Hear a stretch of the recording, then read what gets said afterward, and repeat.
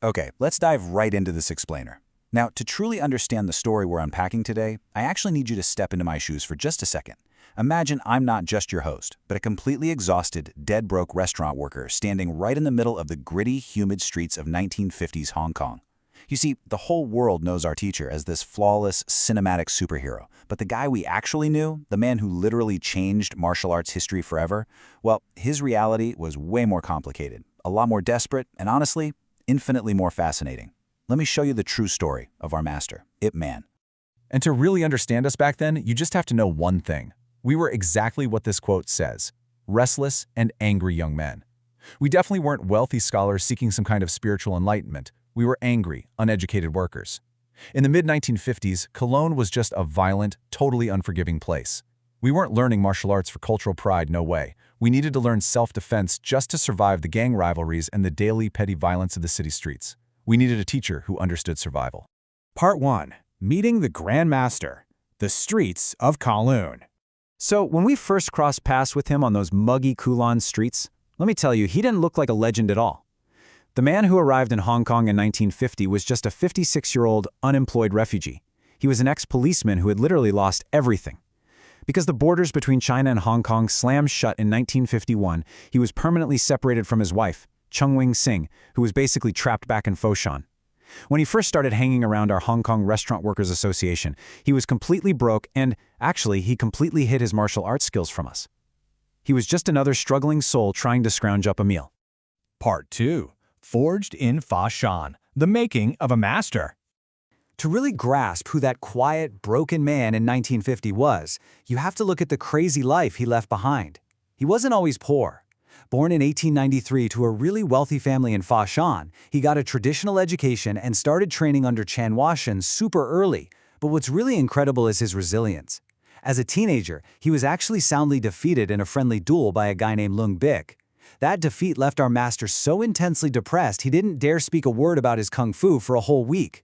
But, he swallowed his pride and trained under Lung Bik until 1911.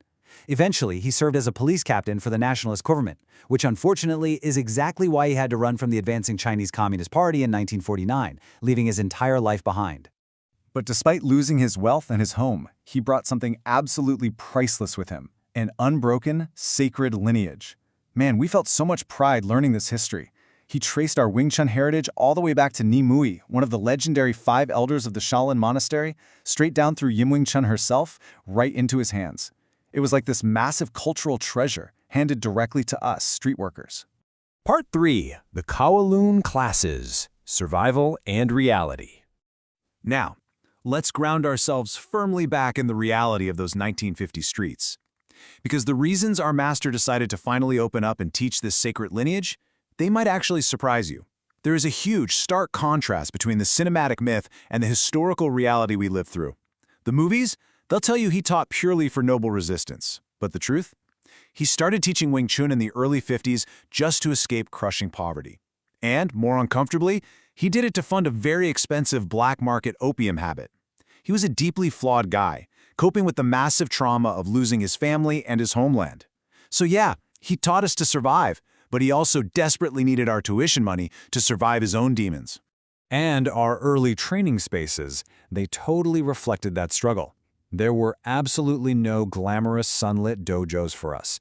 We were crammed into tiny spaces on Castle Peak Road in Sham Shui Po and later Lee Tat Street in Yamati. The conditions were just incredibly rough. In fact, his business was initially really bad. A lot of frustrated students just couldn't handle the grind and would quit after only a couple of months. But for those of us who stayed, his teaching methods were a complete game changer. He didn't just teach us forms. He had this even temper and a quick wit that just completely drew us in. He focused entirely on real-world street survival. He knew we were getting into nasty fights with rival gangs, and instead of lecturing us, he used those conflicts. He actively encouraged us to go out, spar with other martial artists, and really test our Wing Chun.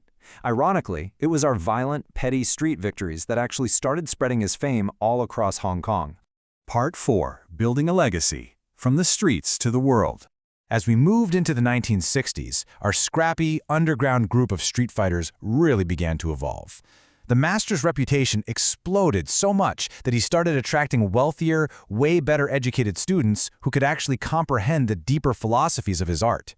We were training alongside legends Liang Sheng, Lok Yu, Chu Shong Tin, Wang Shunliang, and yes, a particularly restless, fiery young man named Bruce Lee, who would eventually take what he learned in those human, cramped Hong Kong rooms and show it to the entire world.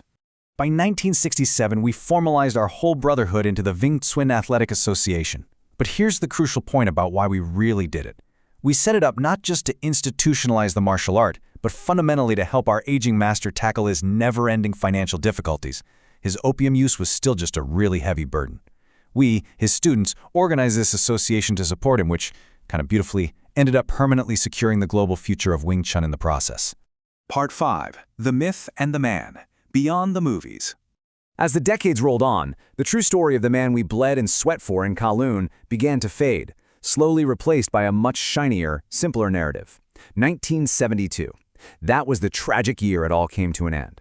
Our master passed away in his apartment on Tung Choi Street from laryngeal cancer at the age of 79.